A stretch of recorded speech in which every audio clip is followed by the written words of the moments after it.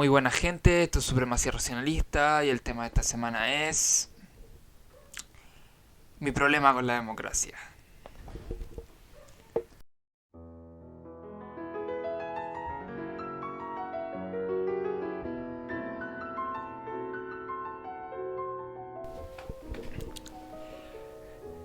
Bueno, partiendo de que la idea de la democracia es básicamente, la democracia representativa, liberal, es que todas las personas tienen igual incidencia y utilizan su poder ciudadano para poder influir en las decisiones del país, es que cualquier persona con la mitad de cerebro de la persona menos inteligente y por el estándar, tiene la capacidad de tener el voto con el mismo valor.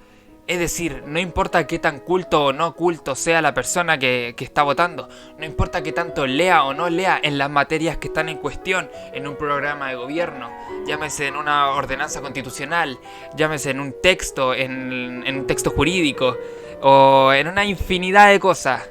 No es como una democracia unitaria donde se sacan a proporción a proporción de voto de representante. Y aquí viene lo otro, a cuestión de esto de que no todas las personas son igual de cultas y tienen el mismo... Y no solo es su culpa, sino que tampoco hay mucha gente que tiene el acceso limitado al conocimiento, tanto a libros, tanto a internet, tanto a cualquier otra cosa. Pero, ¿por qué es importante que no exista de esta forma? La gente tiende a glorificar demasiado la democracia, como si fuese el sistema perfecto, o el sistema ejemplar, o el sistema que funcionó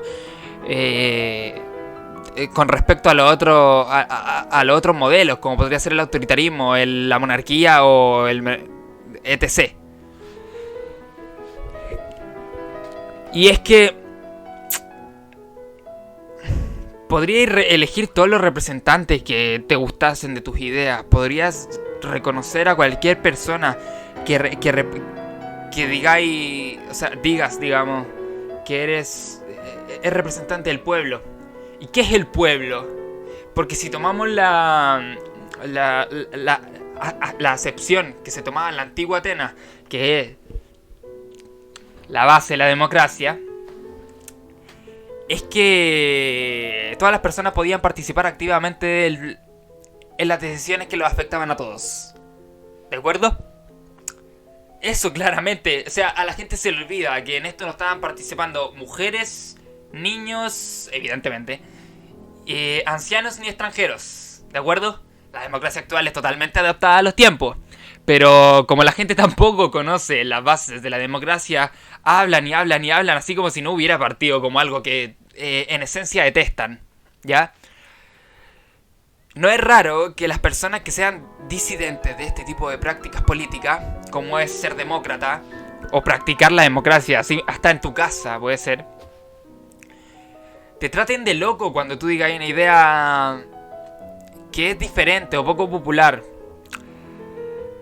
Yo aquí en particular en este momento no pretendo decir mi opinión, eso lo vamos a dejar un poco más adelante, pero es importante recalcar de esto que realmente la mayoría de las personas no entiende qué es la democracia, no entiende bajo qué base fue implementada, no entiende dónde fue implementada y para qué.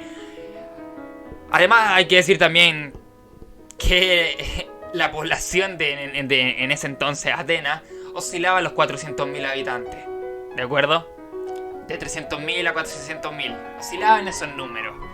Es decir, y de eso, como ya les dije, mujeres, niños extranjeros, ancianos no eran participantes activos de la política.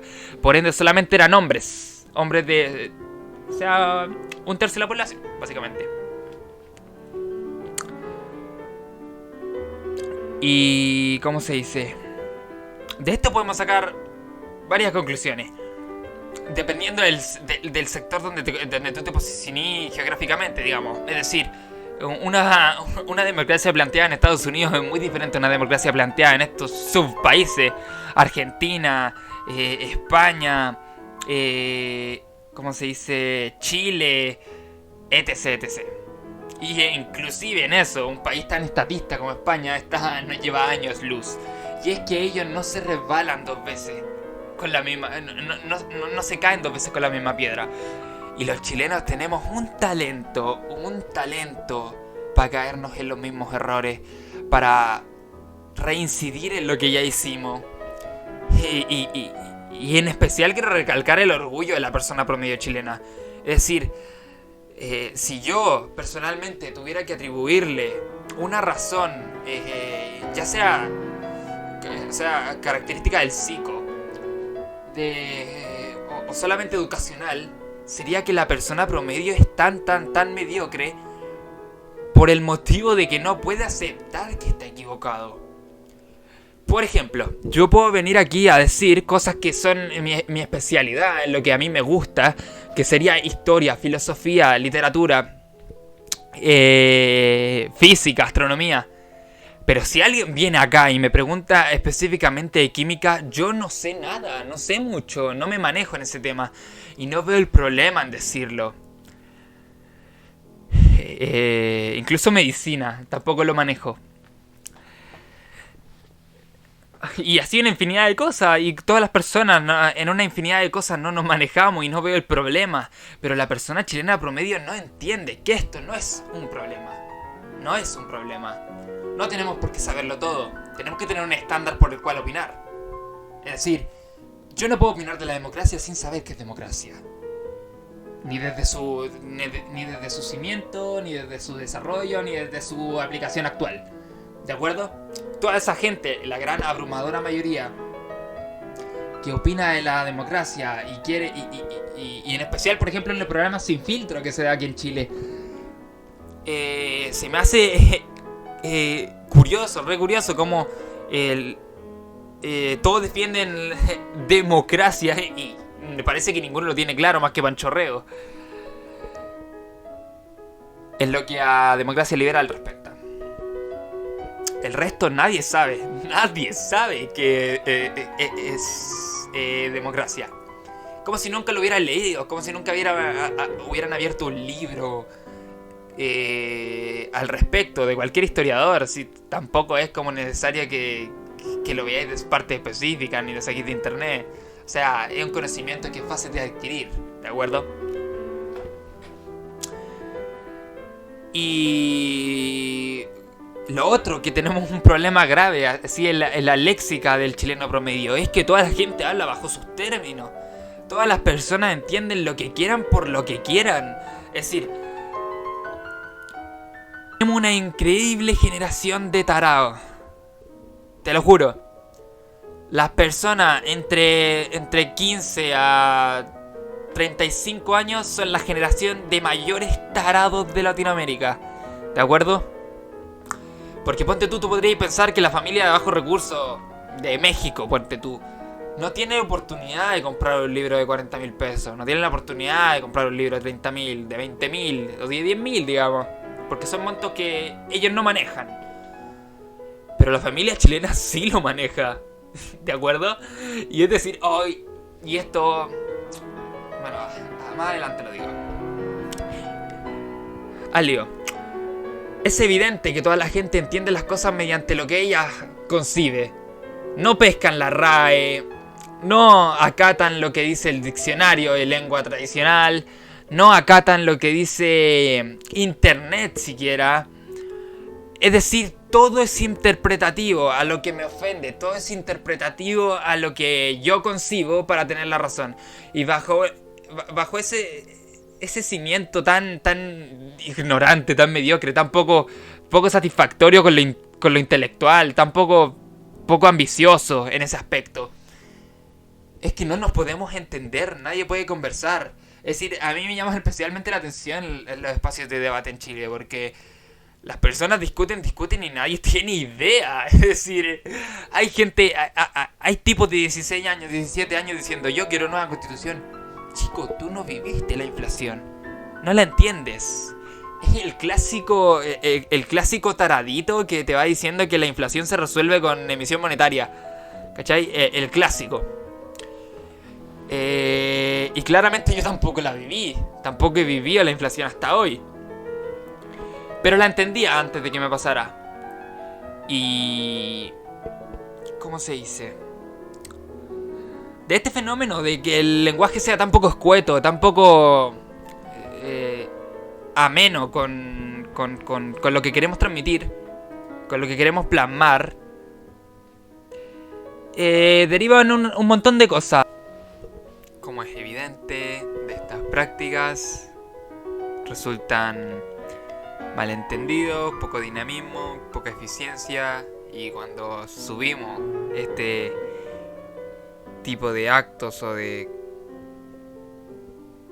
cuestiones no deseables a la política y a las posiciones de poder, como podían ser los ministros, los parlamentarios y el presidente, ocurren las cosas que ya han pasado. Y son cosas que se veían venir. O sea, no necesitáis ser de ningún sector político para darte cuenta que Boric te estaba mintiendo. Era obvio. Y si tú votaste por Boric, lamento decírtelo, eres imbécil. Muy imbécil. ¿De acuerdo? La gente tiene muchos pelos en la lengua. Muchos pelos en la lengua para decir la verdad. Porque la verdad evidentemente te condenaría, de cierta forma. Así, te pega una barrera a cero contra las personas con las que, en general, la mayoría se quiere relacionar. No me importa a mí. El que votó por Boric es un imbécil avisado. Es un hecho. Le avisamos que subiría el dólar. Le avisamos que la economía iba a estar mal. ¿Existirá quien me pueda decir que los problemas económicos venían desde el gobierno de Sebastián Piñera 2? Inclusive de antes, Bachelet 2. Pero realmente son mentirse. Porque el primer gobierno, o sea, ¿cómo te lo explico? Digamos, la economía ha funcionado de igual forma y bajo la misma lógica toda la existencia humana, ¿de acuerdo? Y desde que el capitalismo se practica realmente, siempre va a funcionar bajo la misma lógica, ¿ya? Y Sebastián Piñera es alguien que sabe generar plata, te guste o no.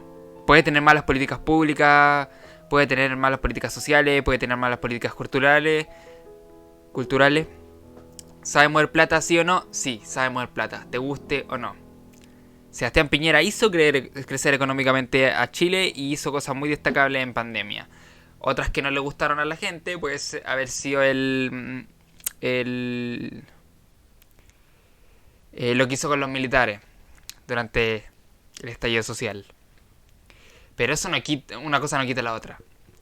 Así que los defensores férreos de Boric que digan que la crisis económica no es culpa de Boric y de que toda la gente que entiende que alguien más estatista supone una presión fiscal mayor que la de alguien que milita para, según los mismos izquierdistas, empresarios, es ridículo. Se volvería una tesis paradójica, tomando en cuenta que su misma... dicen que defiende empresarios. Es una ridiculez.